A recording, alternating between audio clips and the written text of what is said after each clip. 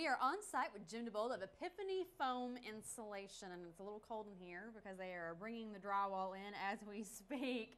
But we thought it'd be a great time to take a little bit of time and really educate how energy, hot and cold air, gets in our house. Because even though we've touched on it a little bit, I think people probably don't quite have their hands around it and they can't quite grasp the concept. So let's talk about the types of energy transference.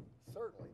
There's three types of energy transfer that occur in all of our homes, and they are conductive energy transfer, convective energy transfer, and radiant energy transfer. Conductive is where objects that are in contact transfer energy by that contact. R value is what most people are aware of when they deal with insulation, and that is strictly a measurement of that conductive transfer. Convective transfer is heat that moves by air.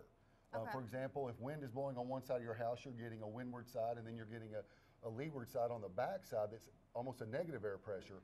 And air leaks into buildings through gaps and cracks, or sometimes houses have a positive or negative pressure that pulls in or pushes out energy as well. And it can be caused by that effect. Now, there's also a stack effect that occurs in the house where hot air rises in the home and brings in cold air, especially in the wintertime, cold air along the base plates of the house, and makes the home quite dry. But the example of convective is heat that is lost by air movement. Okay, we have some great foam behind us here. I love this stuff.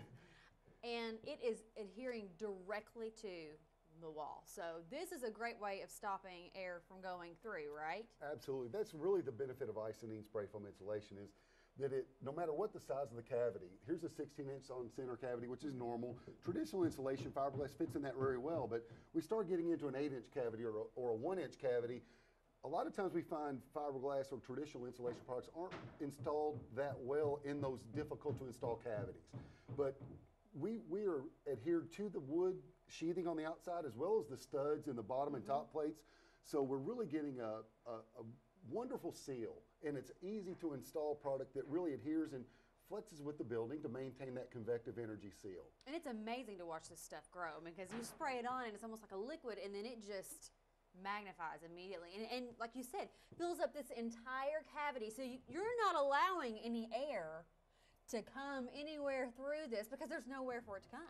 Absolutely. And the third way is radiant energy transfer, which is most easily represented by the roof decks. When the solar energy of the sun hits the sun, it radiates and creates a really hot energy source on the sun, on the roof, and re-radiates into the attic, making the attic the hottest environment our home's ever exposed to. I know, but if you've ever been in a home, I've been in ours recently, and you go in the attic, you don't see those 120-degree temperature days in the summer.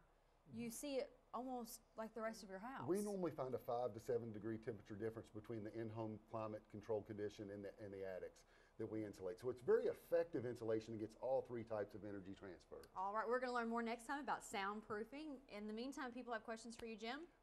Epiphanyfoam.com or 559-1889. All right.